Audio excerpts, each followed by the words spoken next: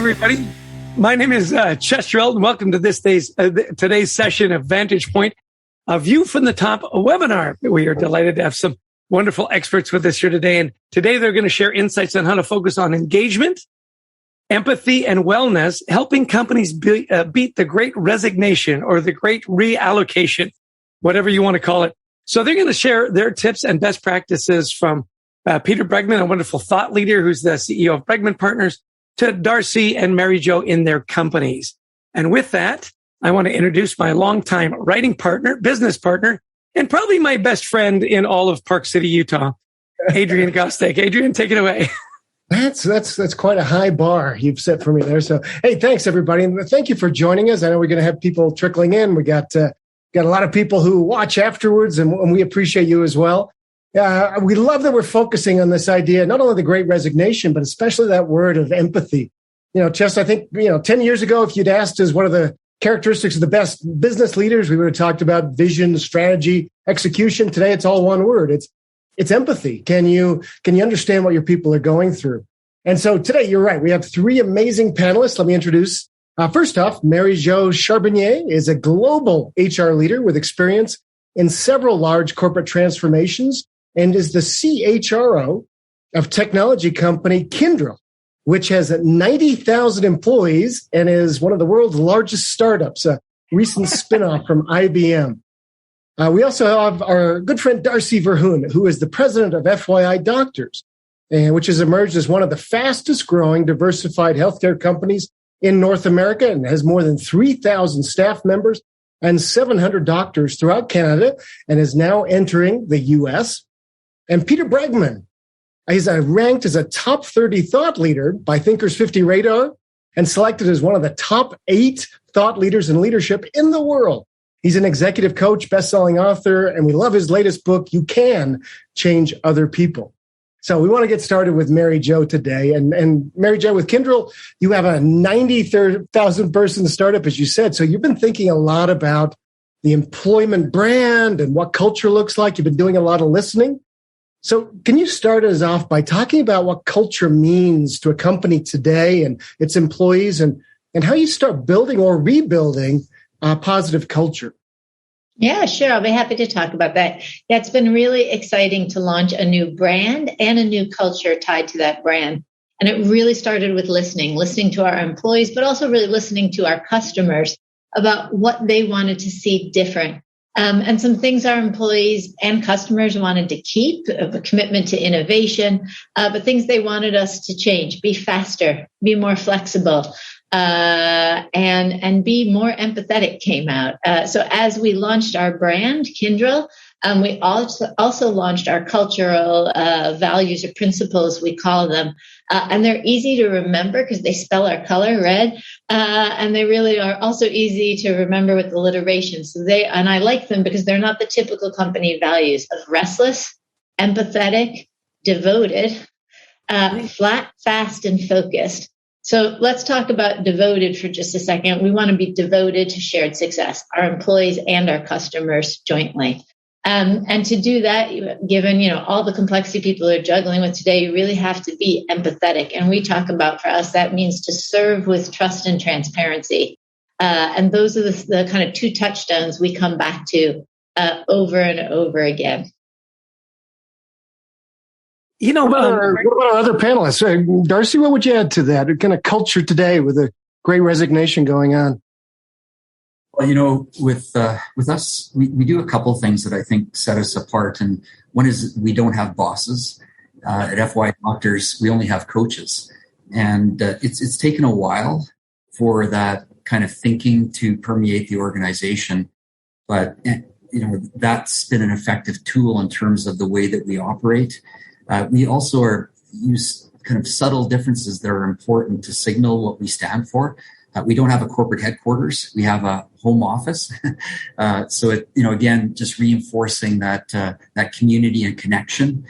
And then, from a doctor perspective, all of our doctors practice something called the 10-10 commitment. It's not the 10-10 mandate. It's the commitment. And the commitment is, at the start of every day, our doctors and leaders, we walk around the clinic or home office And we spend the first 10 minutes of every day just connecting, saying hi, making sure it's not about, us as leaders or doctors, but about the people that we work with, our colleagues. And then at the end of every day, our commitment is to spend the last 10 minutes walking around, saying goodnight, checking in, seeing how everybody's doing. So that the culture element that Maryjo just talked about, I think is super important. And we try to be intentional in different ways to bring that home. What would you add from your perspective? You meet a lot of leaders. Anything you're seeing kind of interesting wise on culture that may be different than a couple of years ago? I think that CEOs are under a different kind of pressure than they've been a few years ago. I think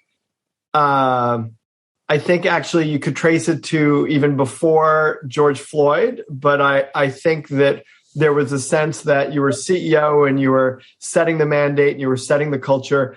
And I think there's been a shift in the last few years where the employees are much more active and engaged in setting the culture of the organization and more demanding about, like, this is the kind of culture that we want to be in. And that holds great promise to how we run organizations, and also, great challenge to CEOs who have their perspective, who have to be more humble. Like, by definition, they have to be more humble as they're engaging in a workforce, because that you sort of opened up with the sort of Great Resignation.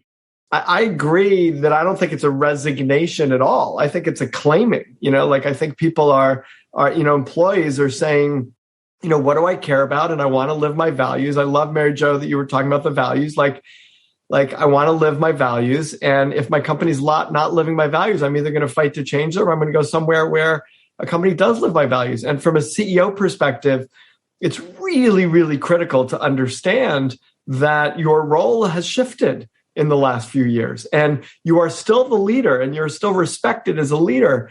And you can't do that without empathizing with the broader workforce, without listening really intently and with care, and with a sort of desire and a longing to say, we want to be the kind of place that people really want to work for, that has an impact in the world that we're really all proud of.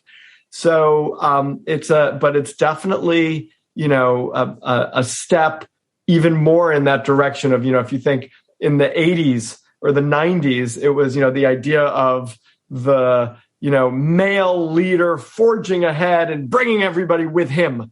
And that's drastically different, like male, female, trans, all races. Like it hasn't happened fast. It's going to happen more and more, but a humility and an understanding that, it's the true reflection of this idea of servant leadership.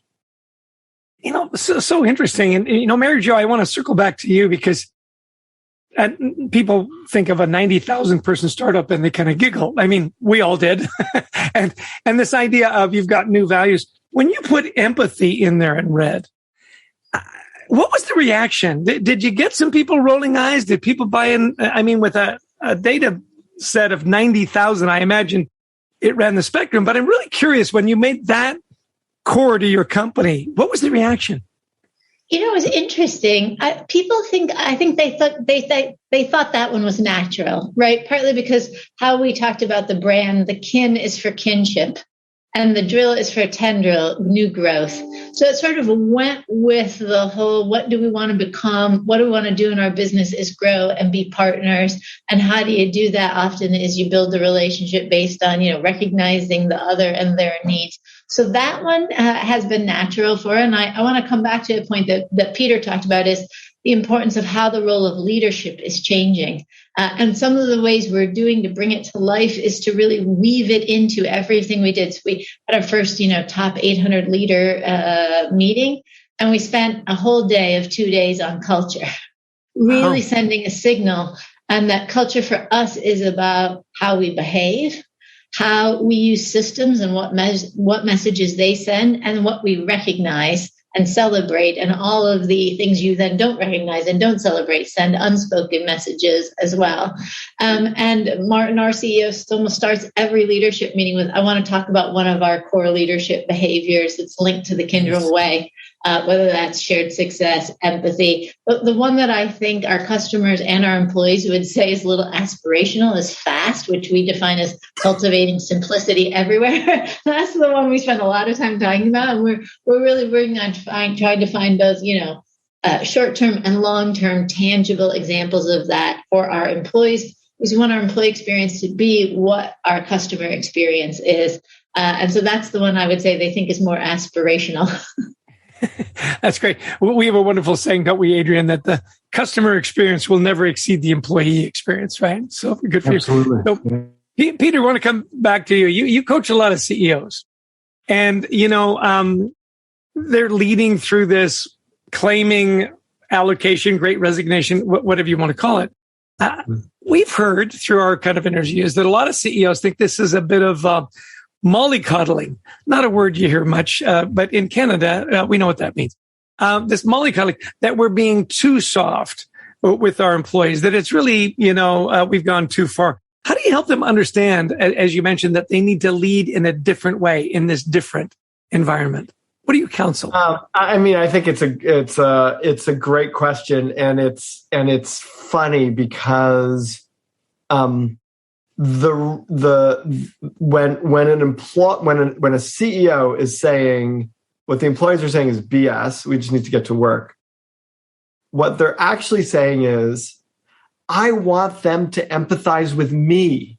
Right? I'm leading this company. I want some empathy about what I have to go through, what I'm trying to do. I'm trying to make this happen. I'm, beholden to the stock price and the analysts and the investors. Empathize with me, right? And that is often the case when someone resists empathizing with you. It's because they really want you to empathize with them. And so I think the first thing is, as a coach, my first move in that dynamic is to actually empathize with it. So, the mistake I might make, or some, coach might make, is to go, hold on, you're not understanding what the employees are saying. Let me tell you. And that's just doing this, right? That's reinforcing a dynamic that is already at play, that is already creating resistance with the CEO. So my first move is to empathize with the CEO. And I do understand it's very difficult. It's very challenging in this environment, and the game has changed. And they do have, and once they can empathize, they can feel my empathy, and also they can empathize with themselves a little bit, then they have a stronger sort of ego container, not to be too therapeutic or psychotic, but they feel better about themselves. And from that place, they could be more generous in empathizing with what other people are going through. So what I would say is, the first thing to do as the CEO, if you are angry or frustrated at like the BS and tell people to get to work, is get support for yourself so you have the empathy that you need. And if you're a CEO and you're listening to this, your first reaction is probably like, I'm fine. I don't need the empathy. We need to get to work. And that is further evidence. That's what we used to joke. I used to lead expeditions, mountaineering and kayaking. And we used to joke that the first sign of hypothermia, right, when you're so cold, the first sign of hypothermia is denial. So we would sort of say, oh, are you cold? And they're like, no. I'm like, oh my God, they have hypothermia. Quick, get them naked, put them in a sleeping bag. You're going to die. You're going to die. But to recognize that you're a human being as a leader, and you're in one of the most difficult times to lead that I've seen in my lifetime, and I've been doing this 30 years. And I don't think I've seen a more challenging time to be a leader in an organization. And so I would do that. And there's more things I would do, but let me give people more time to talk. I would also just say around, and I'll continue to talk for a second, around to what Maryjo was saying. Nothing is more important than leadership modeling. Nothing is more important. When, Lou Gerstner, who used to be IBM, and I knew him when he was in American Express, and then he left, and the new CEO came in who wore suspenders. And within 3 weeks, a third of the men at American Express were wearing suspenders. Like, we just do what we see the leaders doing, consciously or unconsciously. So as a leader, if you want your leaders to empathize, start by empathizing. Well, which leads me to Darcy. Are you getting enough empathy as the president of FYidoctors did? Did that resonate with you, Darcy? I was just going to let Peter know that I'm feeling quite comfortable and warm right now. Oh my God, he has hypothermia. He's going to die. Somebody get him naked in a sleeping bag. Yeah, what I would say, I think Peter and Maryjo are right in terms of the challenge that leaders face today. And, something that I'm working on, and I'll just be vulnerable for a second. If I go back, 4 years, let's say, we do 360s, and we had multiple things that we're focused in on from a leadership perspective. And, through the last 2 years, what becomes apparent to me in that whole concept of modeling and the impact we have by the slightest things we do, over the last year and a half, what we've settled down in on with our leadership team is that each leader on our operating committee, so all of the executive, have just a single leadership goal. And we've been pretty intentional about picking that goal. And for me, my goal is to be the best example of working together. And in my mind, like the most important thing that we can do as within our company is be effective at working together. Because if we do that, we're going to be better at serving our patients and customers. We're going to have a lot more fun place to work. We're going to make a bigger difference. And people are going to look forward to seeing us coming rather than hoping we're going the other direction. So, I'm trying to model that, and I'm telling everyone, this is my goal. Will you help me on that journey? And I'm hoping that signals to the folks that I work with that this is really important and important enough that, they pay attention and perhaps model that kind of behavior as well. That's great. So Maryjo, you've got a new company, new culture, new CEO. Are you finding that what Peter and Darcy are saying, that the modeling, the being a little more vulnerable, asking for help, is that working? Yes. And in fact, when we did our first leadership meeting of those 800 leaders, in the day that we spent on the business, we asked every leader as they presented to talk about which one of the Kyndry Way principles they either struggled with, were challenged by, thought was critical to their team's success.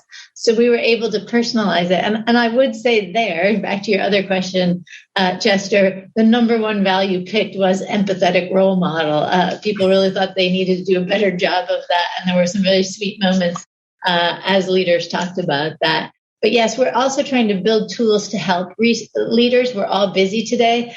So as we launched our sort of leadership behaviors that go with those principles, we launched a website and a whole series of sustainment and discussion modules with it. But we broke them up to be like, here's what you can learn on this in 3 minutes, 3 hours. And if you want to practice it for 3 weeks, here's a set of resources. And we got a lot of traction with that. We also built an online tool for people to facilitate discussions about it. So we've really been trying to mix it up. And then we even held an after talk with Martin, our CEO, 4 weeks later, and really just went over the same things. And what was surprising to me, because people are so busy to get so many messages, people are like, that was so helpful to hear it all over again in a little capsule. So we're now launching it to all of our 6,700 people managers with our leadership behaviors. I'm going to kind of follow the same toolkit, and we can be back to talk about how that went at some later point in time. And I love that. Yeah, that is so great, Maryjo. I love that you're I just love the Kyndry way. That's great too. I don't think I've heard that term or that. So that's just terrific. And I want to come back to Darcy for a minute. We were chatting a week or so ago, and you were telling me about how inflation is hitting more than the price of gas, groceries. It's impacting our ability to hire people. So you have this disconnect where you have to bring people in at a different level. And so that's part. And usually when we talk about culture, we don't really talk about compensation. But what I'm hearing from workers is that comp is now actually a bigger issue than it's been in quite a while. So talk a little bit about that, Darcy, and what you're doing with FYidoctors to help work through that issue. Well, a bunch of things on the issue of comp, and we've tried to look at it not just from a base pay or a short-term incentive pay, but really from a total compensation perspective. And we're doing some things that I think are working well. We're getting reasonable feedback on, and on the comp side. And one of the things we did is we implemented this policy during the state of emergency, where we effectively gave everyone unlimited sick time. So if you had to get tested or you had to quarantine or whatever it was, you didn't have to worry about caring for your family. And You know, I printed off an email I got last week. If I could just read just part of it, and it ties to the sick leave policy. It says, I'd like to thank you from the bottom of my heart. I'm so thankful on so many levels. I no longer need to fear for my mom or my little family. I'm thankful for vaccines, and I'm thankful for a company that values both physical and emotional well-being of its associates. To miss work would be a financial hardship for me, as it would be for anyone on my team. How blessed we are to be in a place we are safe and can recover without any additional worries or fears.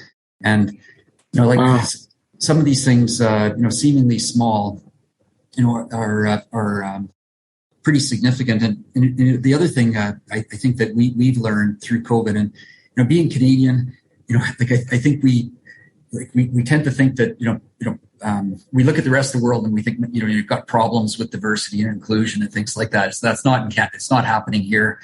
And we've since learned different. And the importance of diversity, equality, inclusion, opportunity, is really been I think a game changer for us in terms of amplifying the importance of that, to the point where, our strategy map that we draw, we've got a rocket ship in the middle of this thing. And at the base of the rocket are those four things. And we're saying that without those norms being solid, our company rocket ship's never going to take off. And the feedback we've been getting from, our team, our doctors, and even the communities that we work in, has been pretty powerful. And so we don't want to just talk about it. We're intent on making sure that we've got an actionable program, which we're right in the process of implementing. And maybe the last thing, I got to share this. At our core, our core brand DNA is called Enhancing Life. And through COVID, we also learned that there are things that we can do that we're uniquely positioned to do that no one else can do. Like, for example, during the state of emergency, we can manufacture prescription safety eyewear for frontline workers. And we had cases and cases of these in our ophthalmic laboratory. And we just decided we were giving them to all frontline workers. It created a bit of chaos at the clinic level.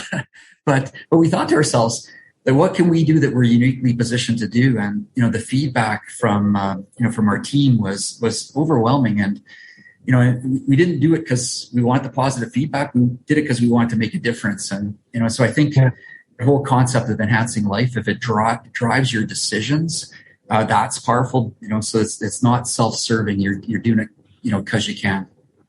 And I love that overall purpose that you have, Darcy, versus, we make eyeglasses. Well, yeah, you make really good eyeglasses, but no, we're enhancing life. I like that idea of taking it to the higher level. And that email was incredibly powerful. That shows feet on the ground, what's really happening. Maryjo, one of the things Darcy talked about was diversity, equity, inclusion, belonging. We're hearing more of. I'm sure that's been a big focus at Kyndry as you're beginning this process. Sure. It's just fundamental to how we operate. And when we asked employees, what did they want to keep as we changed? The focus on a commitment to diversity and inclusion was one of the things we heard loud and clear, which is why we really focused kind of right out of the gates, making sure we featured that in some of the things we had going on in the organization. We launched our global Kyndry Inclusion Network, or KINS as we call them. We're working on launching, unconscious bias training and making sure right as we start, that's a part of who we are, how we treat each other, how we treat our customers, and how we operate in our communities. Peter, anything you'd add from this part of the discussion? Yeah, I think that, as I'm listening, we're focusing a lot on what's real, on a really important element, which is sort of like health, both physical and mental health and emotional health of workforce. When I think about the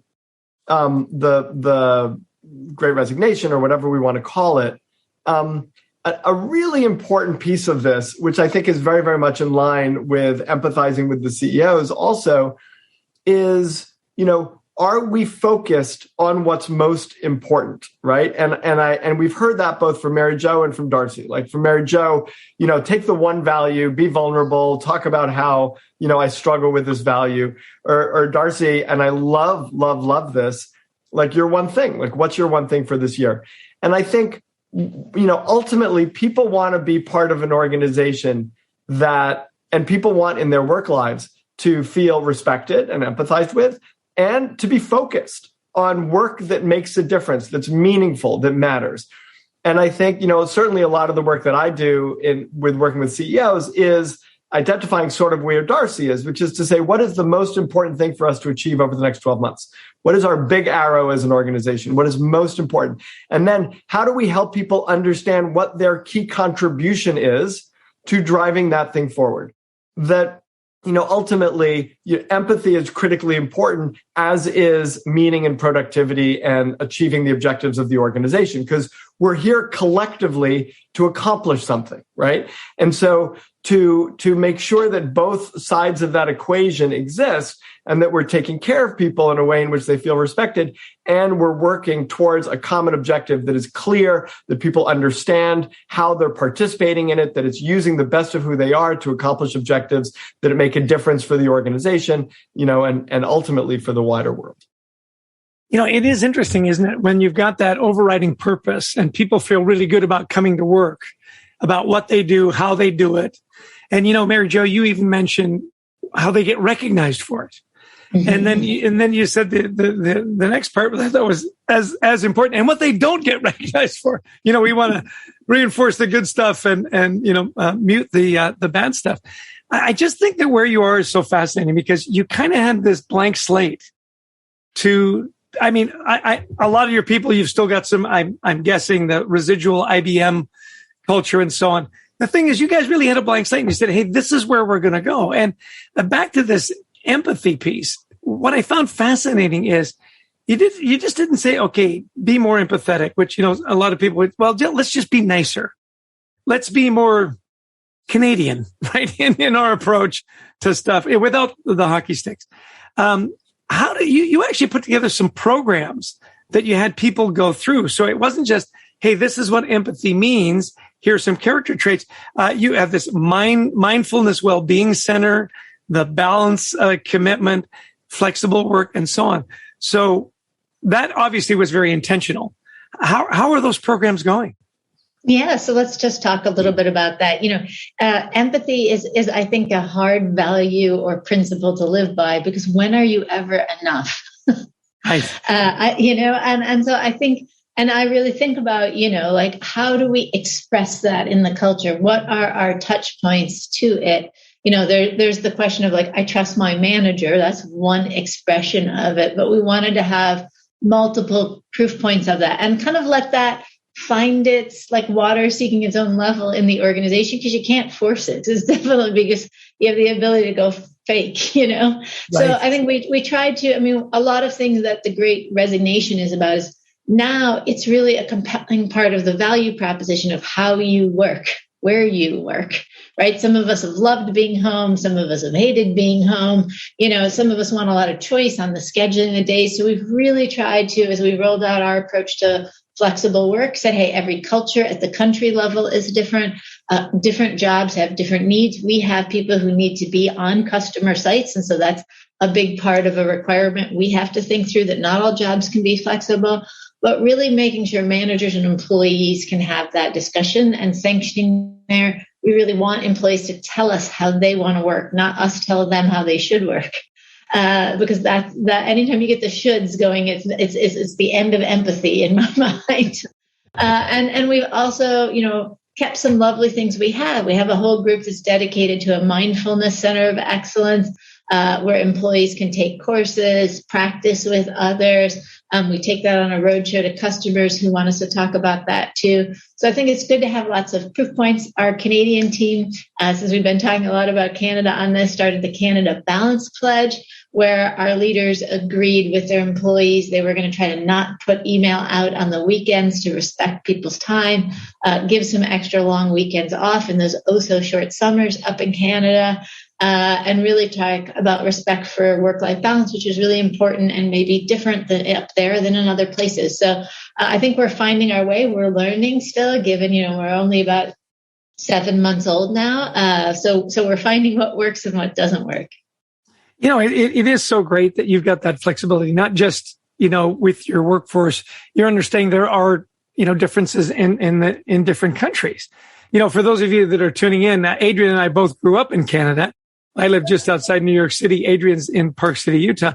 Darcy is up in Calgary, and I was born in Edmonton, and we used to say, hey, you get 9 months of winter and 3 months of poor skiing, so it's different.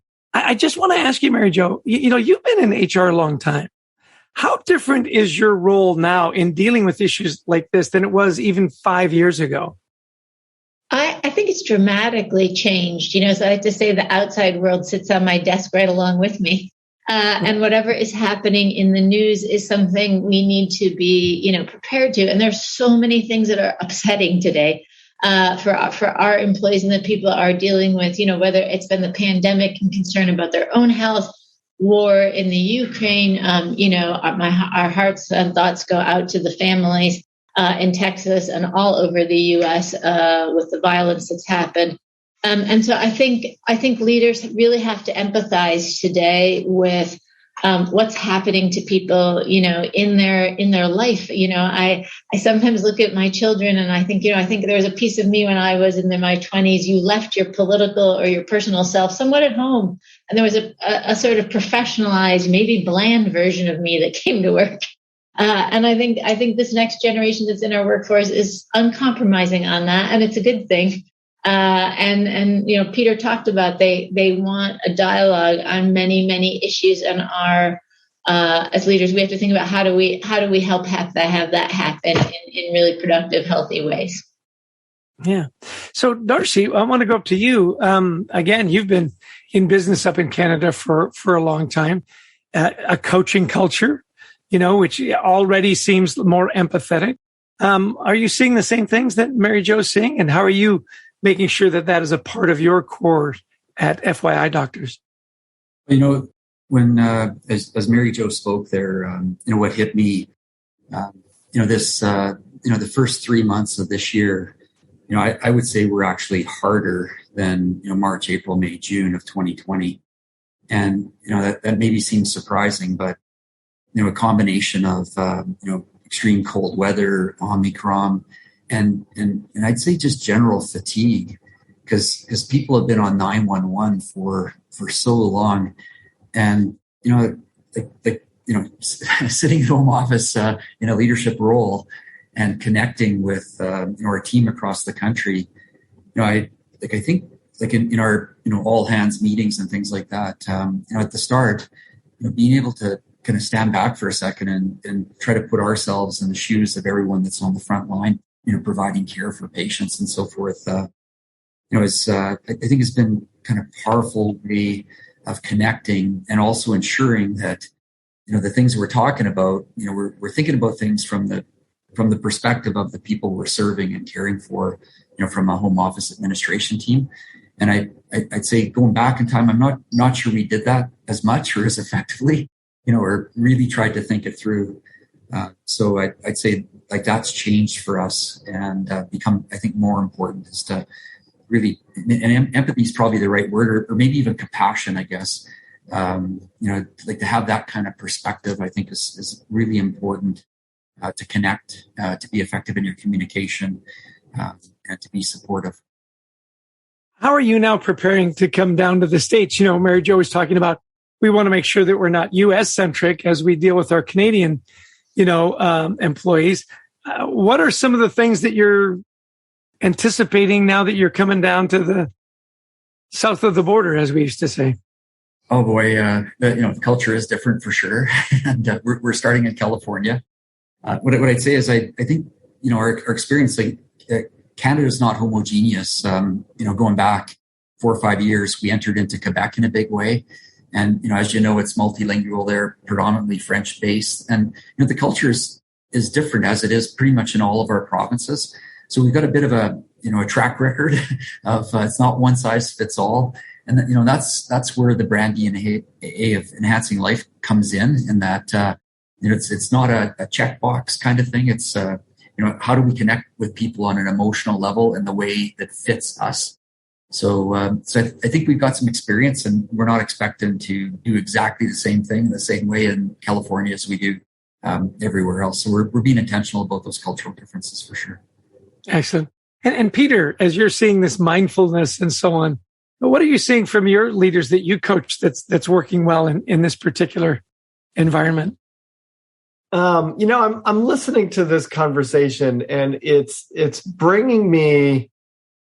It's like reminding me of the fact that like we could talk about wellness, and we could talk about leaders, and we could say CEO, and we could say, employees. But if we take a breath and we go, okay, these are human beings. Like we're just human beings. Like think of yourself in kindergarten going, hey, you guys want to build this with me? And the other kindergarten kids are like, yeah, that'd be fun. And then we build it together. And then maybe we'll go off and we'll build something else later. Or you might build off something with some other friends and we'll do drawing over there. And like, honestly, I don't want to infantilize us, but it's really not that different. And I think tapping into and here's what gets in the way. What gets in the way is I've become so focused on a singular thing. It might be stock price. It might be, a client call that I had or a conversation that sort of, concerned me. It might be that, I'm a startup leader and I'm about to IPO and now I have to delay it by 2 years. And actually I might be underwater because my Series D valuation, was like up here and now the market's valuing it up here. So if I IPO'd already, these people would take a bath. And I'm worried and I'm thinking about those things. And it's hard in that moment to remember, wait a second, I'm a guy working with, or a woman or whoever, I'm talking about myself now. I'm a guy who's working with a bunch of other human beings who have needs, who have longings, who have desires. Our friend Hubert Joly, who was the CEO of Best Buy, this always sits with me where he created these dream boards and a manager created these dream boards for their employees where you just write down, what are my dreams? Totally unrelated to work, right? But what are my dreams? And his view was a manager's job is to help your employee achieve their dreams as a human being, no matter what. And so I think we all, all of us, everyone listening, all of us here, it's easy for us to get caught up in the methodology of what we're trying to do, and really useful to remind ourselves of the outcome that we're going for, which is ultimately, we're born, we do a bunch of stuff, we die. And this is the motivational part of my talk. In between, let's try to play well with others and do it in a way where we get some stuff done that we're proud of, but never forget that, we're very, very accomplished, often financially successful people with status who are actually kindergarten kids building, Legos.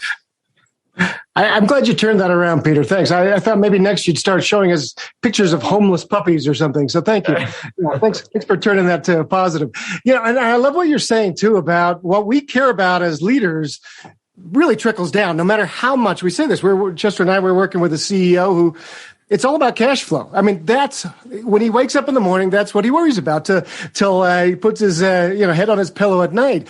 And when he starts talking about, well, it's employees, nobody believes it because that is what pervades the environment. So what are we thinking about as a leadership team? And now, Darcy, you've been thinking a lot about wellness. I'm guessing 3-4 years ago, that was probably not top of the charts for you to be worrying about as a CEO. You probably thought about it, but I'm guessing the things that you're worrying about as a CEO are maybe changing. So talk about this idea of wellness and how you're trying to inculcate that throughout your leadership team.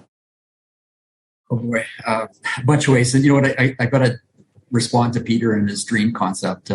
One of our VPs, the VP of Talent and Culture, has talked for the last 8 years about his dream of having a physical FYidoctors university. That's his dream. And he's in the process of transitioning into retirement. And we've been scrambling, trying to realize this. And we finally took possession of a physical space in our home office on the main floor that we're in the process of renovating into the FYidoctors University, and so we have our annual meeting in a couple of weeks, and Terry Curry's the guy. He's going to get up on stage, and I hope no one from our company's watching this because it's top secret. But he's anymore. He's going to announce that he's realizing his dream, and we're going to have a ribbon cutting at some point after that for the physical space. But anyway, so that I resonate with the concept of helping someone or contributing to someone realizing their dream. But in terms of wellness and things like that, like there've been points in time where we've asked people to do extraordinary things, like when we furloughed 92% of our team. 8% stayed behind and still cared for patients in an emergency setting.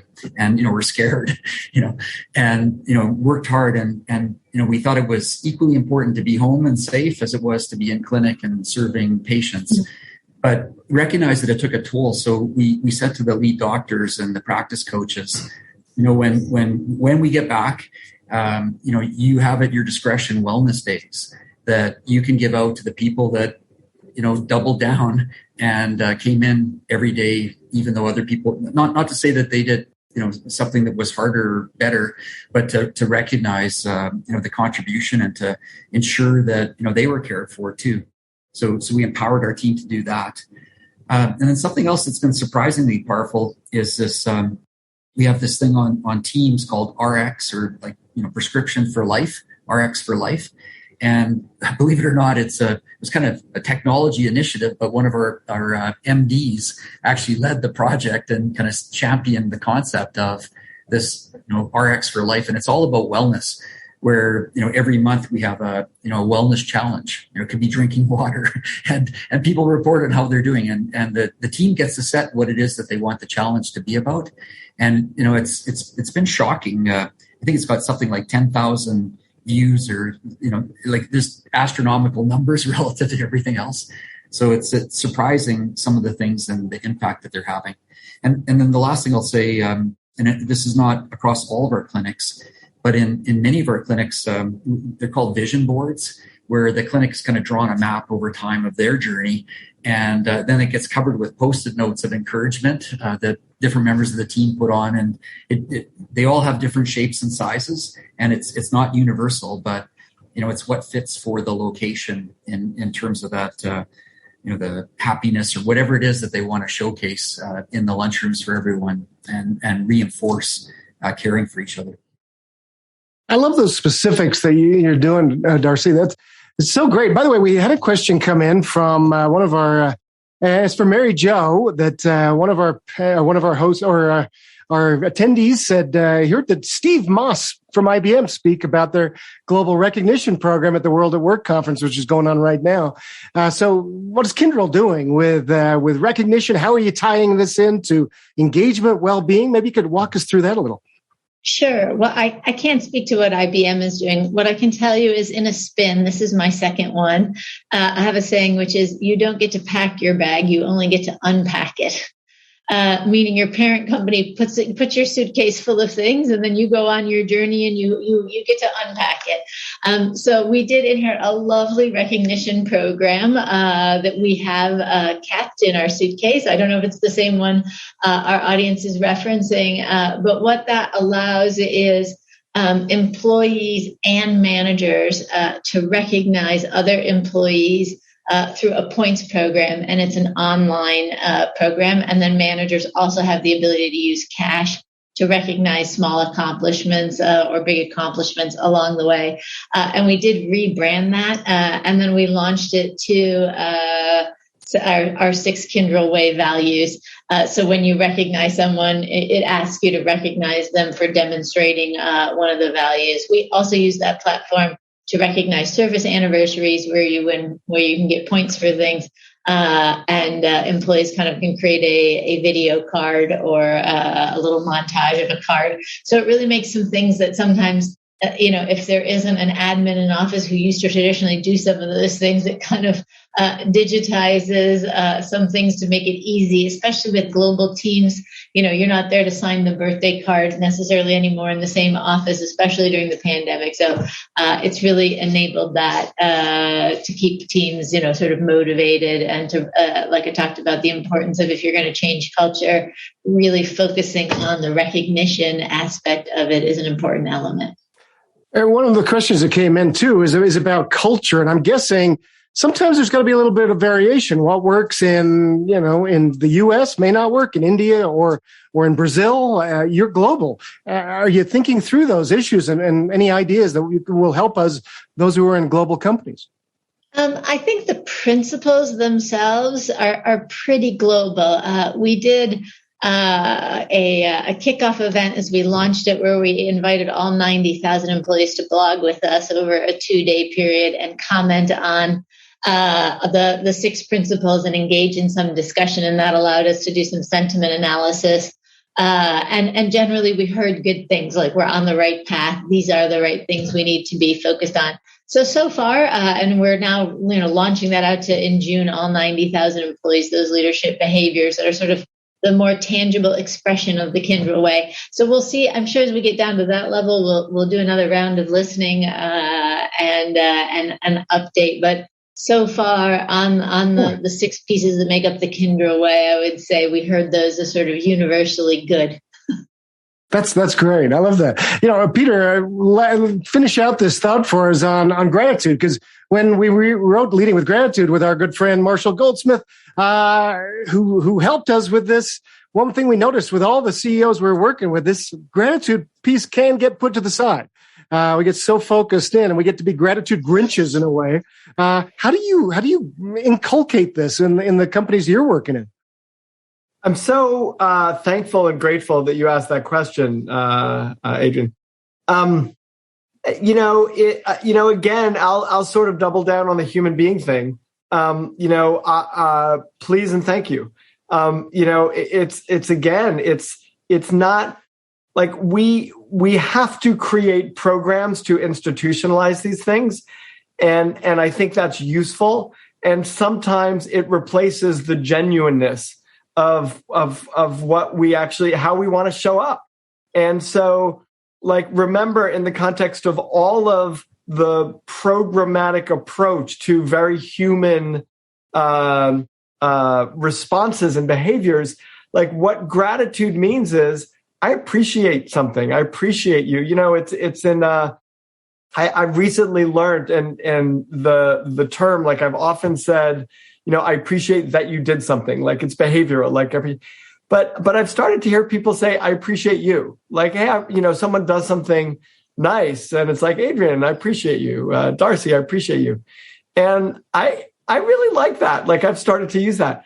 So, I think it's, and even I think when even in our language, when we're talking about, Darcy as CEO, or what do you do with leaders, or what, and I think we have to keep reminding ourselves, Darcy as a human being, Maryjo, when you work with, the various people who are, who are parts of teams, and it's like a language thing to remind us. It's people want to be seen, they want to be heard, they want to be understood, they want to feel appreciated. And so when you operate with someone as another human being, can you find the place where there's something that you appreciate about them? And then do you have the courage to express it? Yeah. It keeps coming back time and time again is the fact that we've promoted Darcy to CEO. I noticed every time that happens, Darcy getting, I actually have a CEO, and I hope he's not watching. He's the president. Thank you. Good point. Yeah, there you go. So just before you go, Chester, we do an annual engagement survey called the Pulse Survey, and we ask a number of behavioral kinds of questions. And one of the single biggest area for improvement is to provide more meaningful, positive feedback. And wow. So, we stand back and you just think about that for a second. Like how good is that?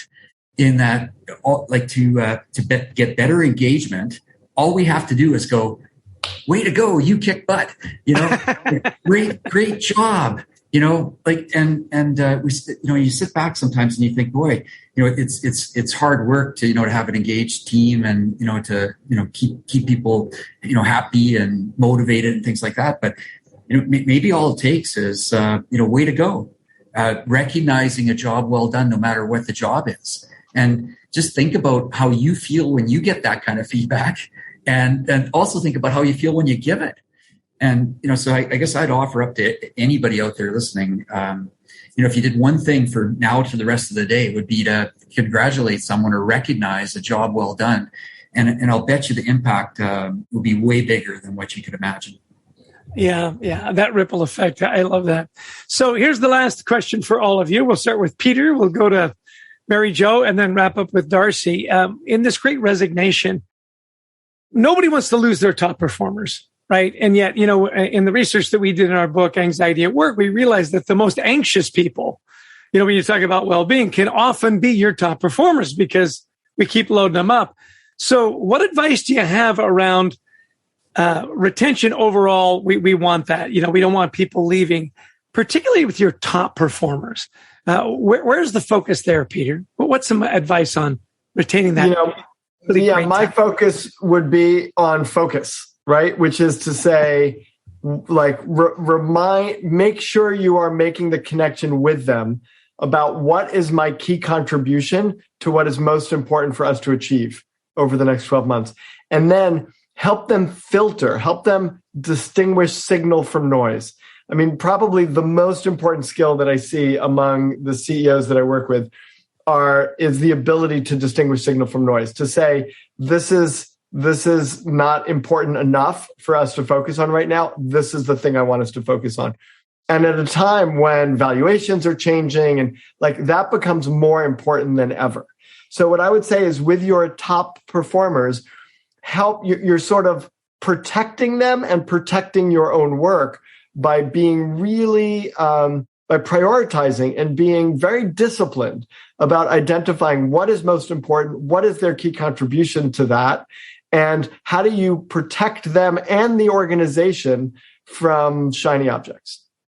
Perfect. Maryjo, what would you add? I'll just build on that in the world, since we're a tech company, the importance of skills and how fast skills change in our industry. And so part of that, protecting them, their employability, and our ability to serve our customers, is really making sure leaders and their employees are having really good discussions about what skill do you need to get to the job you want to be in. What skill does a different customer need that's good for you and good for the customer, that devoted to shared success. So I think we're finding skill continues to be a really important currency. Excellent. Darcy, you get the last word. Yeah. For me, it might be surprising, but I'd say perfection. And, you can inflict that on your top performers. And, I think you can not have the impact you don't want to have by having, perfection's enemy of good. And so I'd say, cut your team a bit of slack. And I think that could help. Great advice. I knew the time would kind of fly by. It's been a delight to be with all of you. Adrian, we've got kind of an announcement and a little bit of wrap up, and I'll throw it to you for that. Well, we just want to thank everybody for joining us today. We want to thank Vantage Circle for sponsoring our show today. We really do want to appreciate all that they have put into, and of course to Maryjo, to Peter, to Darcy for joining us today. An amazing discussion. If you haven't taken notes like I do, listen again, because there's tremendous takeaways there. Yeah, and by the way, there's another webinar coming up on June 2nd. Clay Brown is the Director of Employee Engagement and Recognition Strategy at Vantage Circle. We'll be putting some information up on that. We encourage you to join him on June 2nd as well. Well, we've got a thing that we do. We like to end about 5 minutes before we say we're going to end, because that's when most people tune out anyway. They got to get ready for their next meeting. So I just want to say on that tune of gratitude that we talked about there, there's a lot of crazy stuff going on. And I love Peter saying, what are you focusing on that's really important? And are you filtering out the noise? There's nothing better in when you get all this confusion than to know that when you come to work, what you do matters, that you make a difference. And when you make a difference, somebody said, wow, great job. We really appreciate it. So on that note, Peter Bregman, Darcy Verhun, and Maryjo Charbonnier, thank you so much for giving us your time and your wisdom. And thank all of you that tuned in. We hope you have a great finish to the rest of your day and the rest of your week. And again, Vantage Circle, thank you for bringing everybody together for this great webinar. Take care, everybody, and we'll see you again soon. Bye-bye. Hey.